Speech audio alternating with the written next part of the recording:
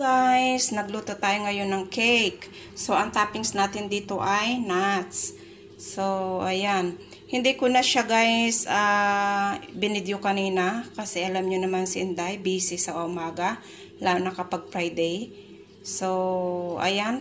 Pang dessert natin ngayong gabi. At ang inilahukod dyan ay napakasimpleng ingredients. Flour, 2 itlog, gatas, asukal, baking, mayes din tayong nilagay, olive oil, kunting asin, at cacao powder.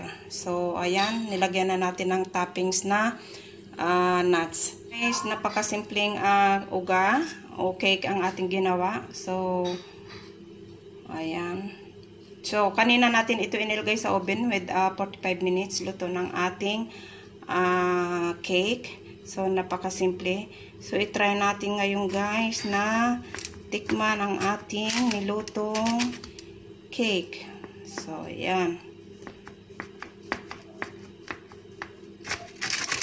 Napakasimple lang ang ating niluto na uga. So, inalis na natin guys dito sa oven kasi baka mag-dry lalo siya. So, okay na yung medyo basa-basa siya ng konti. Kasi pag inilagay natin ng matagal sa oven ay magda-dry siya. So, ayan guys.